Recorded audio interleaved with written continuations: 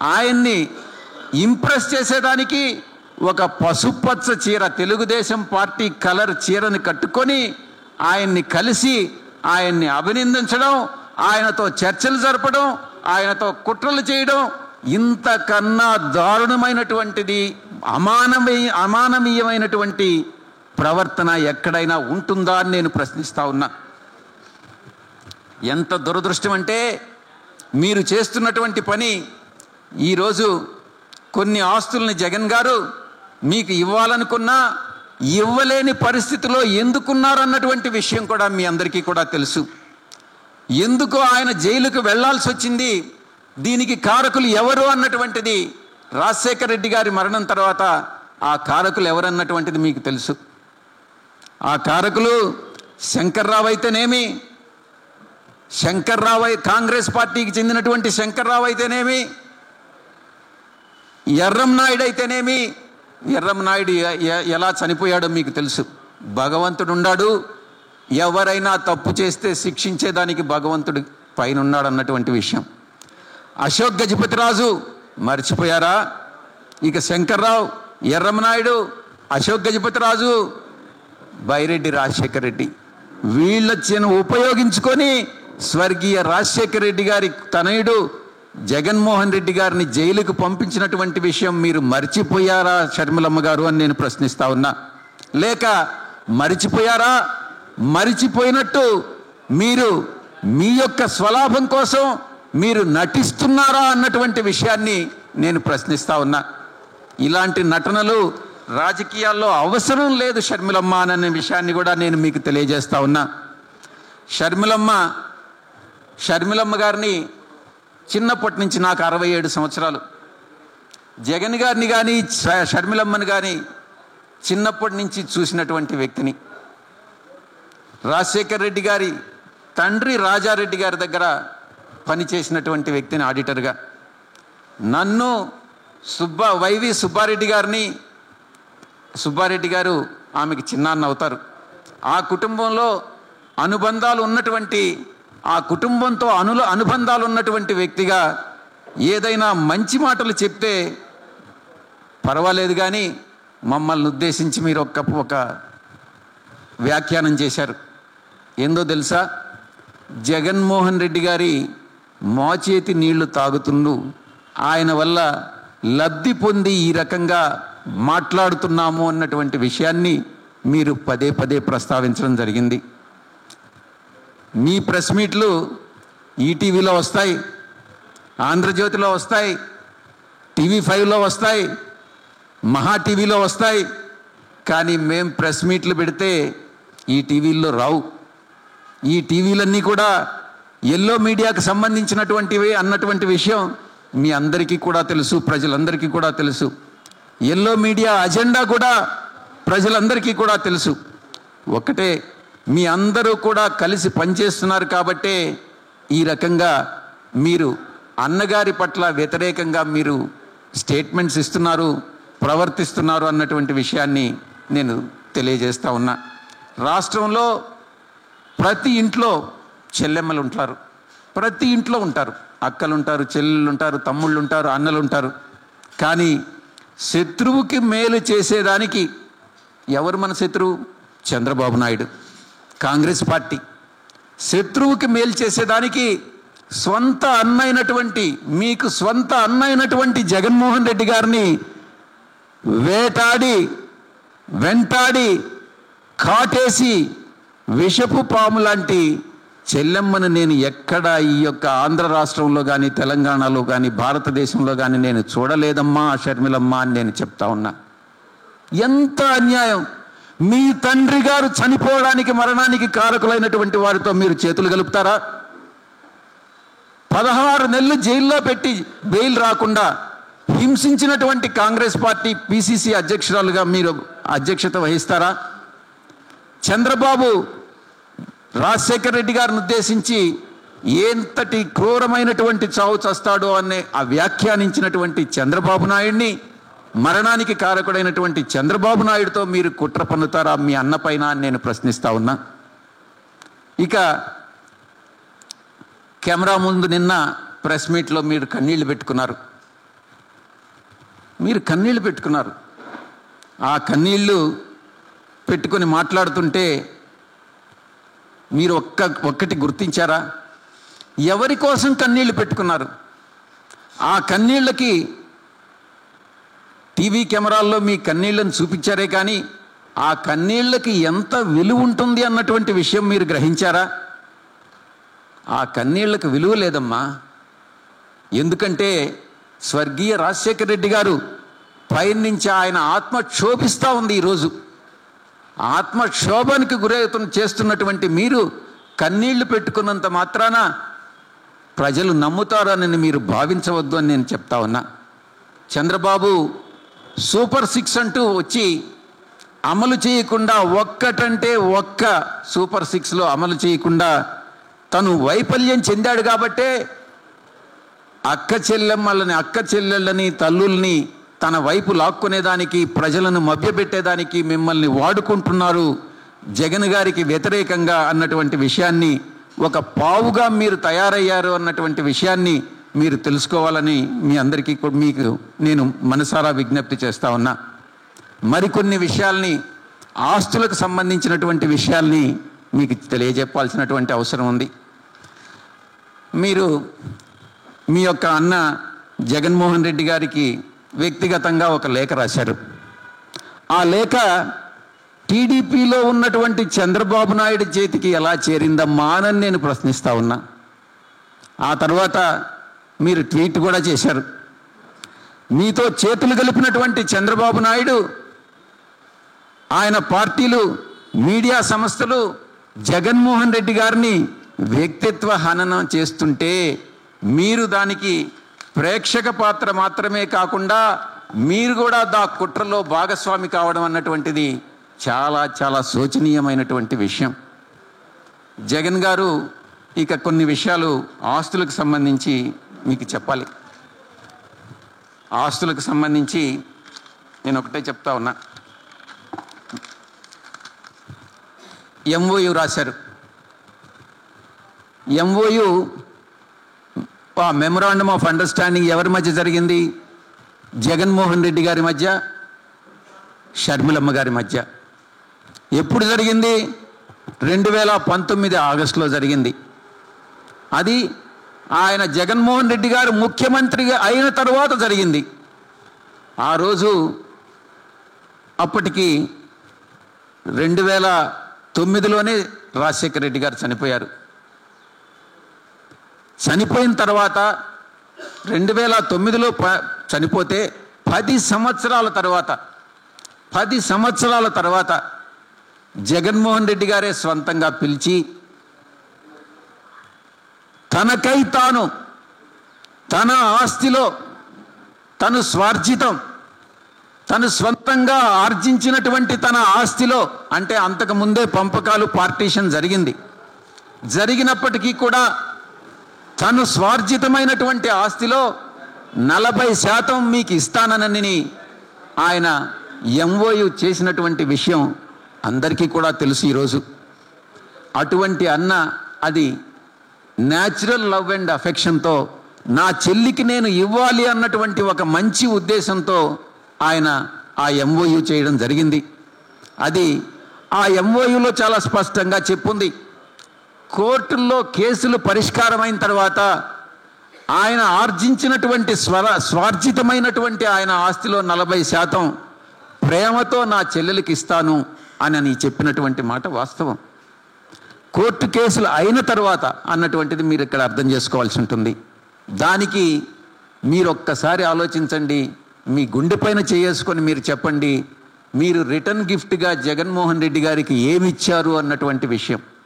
మీరు రిటర్న్ గిఫ్ట్గా జగన్మోహన్ రెడ్డి గారికి మీరిచ్చింది చంద్రబాబు నాయుడు, ఒక దుర్మార్గపు ముఖ్యమంత్రి.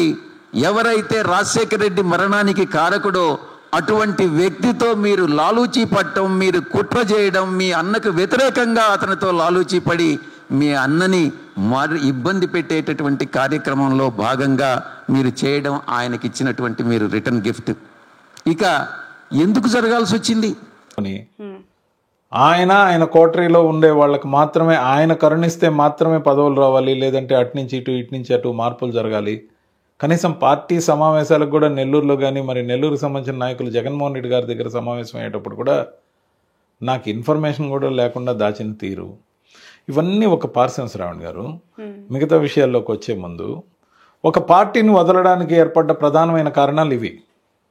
నేను అందుకే వచ్చేటప్పుడు జగన్మోహన్ రెడ్డి గారు నన్ను ఆదరించిన తీరుకి 6 సంవత్సరాల్లోనే 2 సంవత్సరాలు పదవి ఇచ్చినందుకు 6 సంవత్సరాలు జాతీయ అధికార ప్రతినిధిగా మరి నేను తప్ప ఎవరు లేరు. జాతీయ అధికార ప్రతినిధిగా నేను, జాతీయ ప్రధాన కార్యదర్శిగా విజయసాయి రెడ్డి గారు ఉన్నారు. విచిత్రం, నేను రాజీనామా చేసింది 18వ తేదీ శనివారం, 25వ తేదీన శనివారం రోజున వారం రోజుల గ్యాప్తో విజయసాయి రెడ్డి గారు రాజీనామా చేస్తారని నా ఊహకు కూడా తెలియదు. ఎందుకంటే 3 నెలల క్రితం మాత్రమే ఆయన ఒకసారి కలవడం జరిగింది హైదరాబాద్లో. సో కమ్యూనికేషన్ కూడా లేదు. So you both are same? Not same. He is very much senior and he is founder of the పార్టీలో ఒకడు. ఆయన నేను నా సర్వీస్ 6 సంవత్సరాలు కాదనిలే. రవిచంద్రారెడ్డి గారు ఆయన పార్లమెంటరీ పార్టీ మెంబర్ గా వర్క్ చేశారు, ఫ్లోర్ లీడర్ గా కొన్నిసారి ఉత్తరాంధ్ర జిల్లాల అధ్యక్షులుగా ఉన్నారు. అలాగే పార్టీలో ఎన్నో అనుబంధ సంఘాలకి నాయకుడిగా వర్క్ చేశారు, member of the Rajya Sabha. And utmost thing, అసలు 3 తరాల నుంచి ఆ వైఎస్ కుటుంబానికి అత్యంత సన్నిహితుడిగా ఉన్న వ్యక్తి. ఆయనకు సరైన న్యాయం జరగకనే వెళ్ళిపోయాడంటారా మీరు? న్యాయం జరిగింది కానీ గౌరవం తగ్గింది.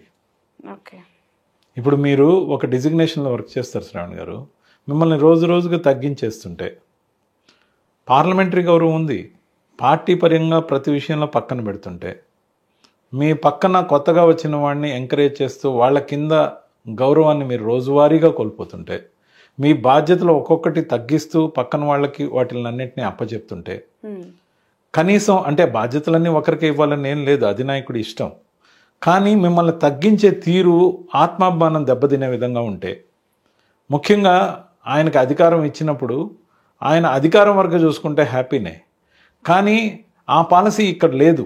ఇప్పుడు బీజేపీలో చూడండి, కేంద్ర మంత్రి పదవి ఇస్తే పార్టీ అధ్యక్ష పదవి ఇవ్వరు, పార్టీ అధ్యక్ష పదవి ఇస్తే అట్లా. ఇప్పుడు మార్పు దగ్గరలో ఉంది కాబట్టి కిషన్ రెడ్డి గారు కొన్ని రోజులు అలా కొనసాగుతున్నారు, ఇప్పుడు కొత్త అధ్యక్షుడు వస్తారు, అది టెంపరీ. కానీ అలా కాకుండా ఇక్కడ ఏంటంటే పదవులు పార్టీలోనూ అధికారంలోనూ చాలా పెద్ద పెద్ద నాయకులందరూ సైమల్టేనియస్గా చేయడం జరిగింది.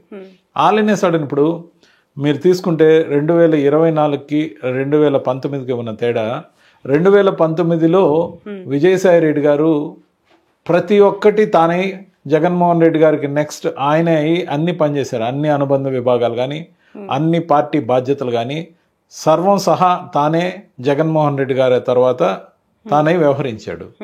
అదే 2024కి వచ్చేసరికి ముందు అనుబంధ సంఘాలన్నింటినీ తొలగించారు, దాని తర్వాత మరొకటి తొలగించారు, దాని తర్వాత ఇక్కడి నుంచి ఆ జిల్లాలకు పంపించారు, ఆ జిల్లాల నుంచి ఈ జిల్లాలకు తిప్పారు.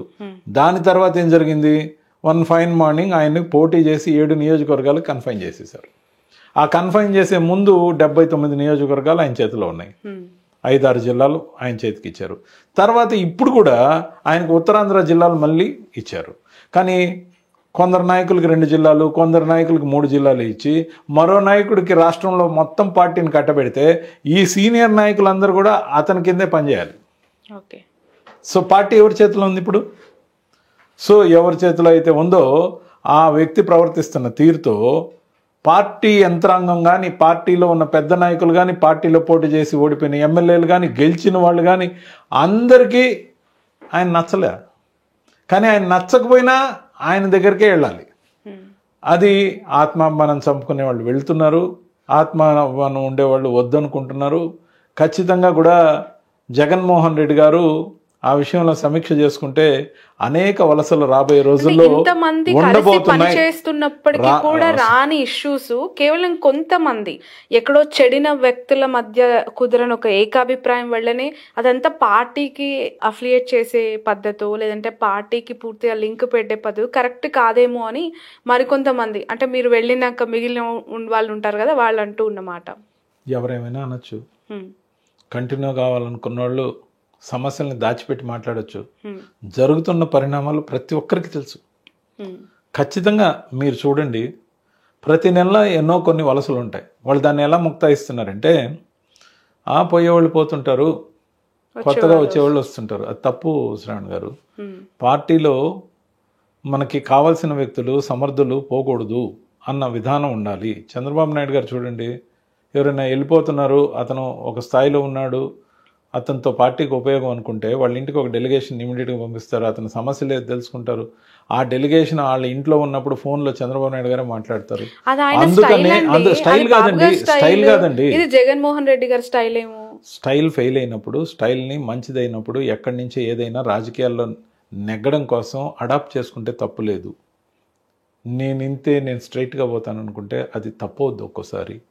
కానీ ఆయనకి తప్పొప్పులు చెప్పేంత స్థాయి మాది కాదు. మనకు నచ్చలేదు అనుకున్నప్పుడు మనం పక్కకు రావడం మనం కరెక్ట్. దాంతోపాటు ముఖ్యంగా ఏదైతే మీరు అన్నారే కొంతమంది కొంతమంది ప్రతి నెల కొంతమంది పోతే మిగిలేది ఎంతమంది అనేది ఆలోచన ఒక సంవత్సరం వ్యవధిలో మీరు చూస్తారు. ఇది 2025 జనవరి, 2026 జనవరికి మీరు చూడండి. ఎంత పార్టీ ఉండదని మనం ఎలాగంటామండి? చూడండి అంటే కాదండి, సిపిఐ ఉంది, పార్టీ లేదా? సిపిఎం ఉంది, పార్టీ లేదా? ఆంధ్రప్రదేశ్లో కాంగ్రెస్ ఉంది, పార్టీ లేదా? పార్టీలు ఉంటాయి. 40% బ్యాంక్ ఉన్న పార్టీని మీరు సిపిఐతో కంపేర్ చేస్తున్నారా? కంపేర్ చేయట్లా, ఎగ్జాంపుల్ చెప్తున్నా. మనం వ్యవస్థను నిలబెట్టుకోకపోతే మైన్యూట్ అవుతూ పోతాం. పార్టీలు మాత్రమే ఉంటాయి, పార్టీలు సదరు వ్యక్తుల ఆధ్వర్యంలో నడుస్తుంటాయి. అసలు నాయకుడు చరిష్మా కోల్పోయిన రోజున అంటే ప్రజల్లో జగన్మోహన్ రెడ్డి గారికి నిర్ద్వందంగా అభిమానం ఉంది. కానీ ఉత్త అభిమానం వ్యవస్థీకృతంగా పార్టీ నడవనప్పుడు కష్టం అవుతుంది. యాంటీ ఇన్కంబెన్సీతో మాత్రమే పార్టీలు గెలవు.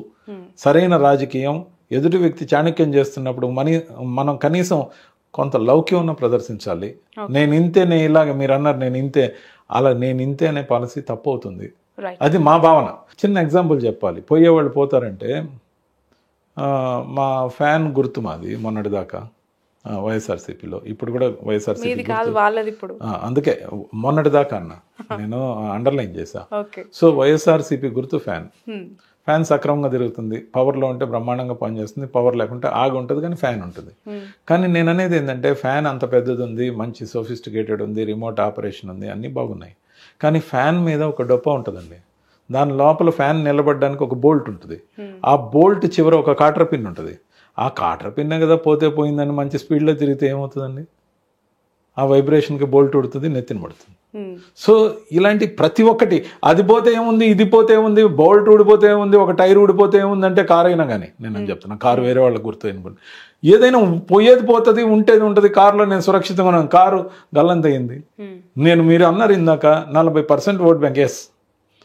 మొన్న ఎన్ని వచ్చాయండి వైఎస్ఆర్సీపీకి సీట్లు? 11. మొన్న బీఆర్ఎస్కి ఎన్ని సీట్లు వచ్చాయండి? ఇక్కడ 39.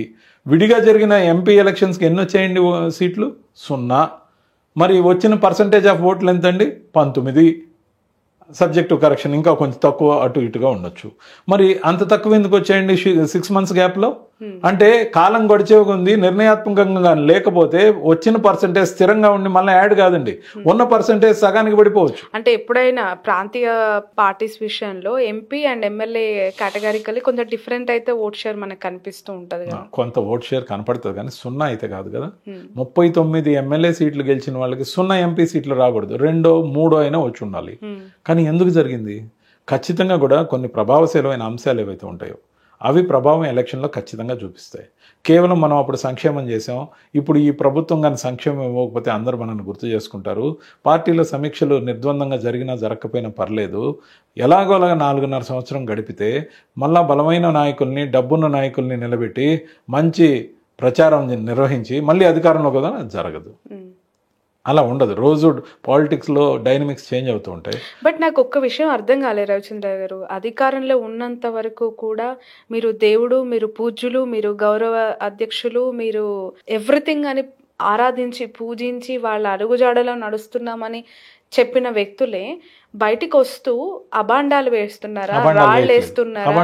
ఎందుకు? మీరు చూడండి, మనం ఇప్పుడు ఒక దాదాపు 10 నిమిషాల నుంచి మాట్లాడుతున్నాం. ఎక్కడైనా జగన్మోహన్ రెడ్డి గారిని ఒక మాట అన్నానా? జగన్మోహన్ రెడ్డి గారిని రేపటి రోజున కూడా అన్నాను. ఎందుకన్నాను? ఆయన ఎంచుకున్న టీము మంచి టీం కాదంటున్నా. ఆయన మంచి చేసున్నాడు కాబట్టి 40% ఓట్ బ్యాంక్ వచ్చింది అంటున్నా. ఆయనకి చరిష్మా ఉంది కాబట్టి ప్రజల్లో ఎక్కడికి పోయినా జనం నీరాజనాలు పడుతున్నారని కూడా అంటున్నా ఈ రోజు కూడా.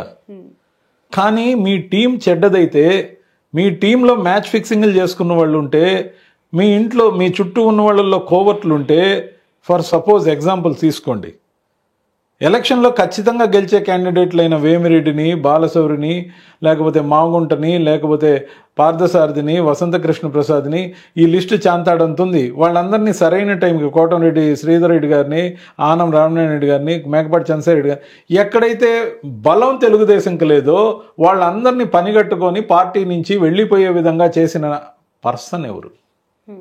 రేపు మీరు మళ్ళీ జనంలోకి వెళ్ళి ఫౌండేషన్ వేసుకొని జనం ఆదరణ తిరిగి పొందే సమయంలో కొత్త నాయకుల్ని, ఇప్పుడు వెళ్ళిపోయిన వాళ్ళు ఎవరన్నా ఒకరు నలుగురు ఎవరన్నా నాకు తెలిసి రాకపోవచ్చు, వస్తే వాళ్ళని కూడా మళ్ళీ తీసుకొని బలం పెంచుకొని మళ్ళీ మీరు పార్టీని ఎలక్షన్కి తయారు చేసుకున్నారు అనుకుందాం.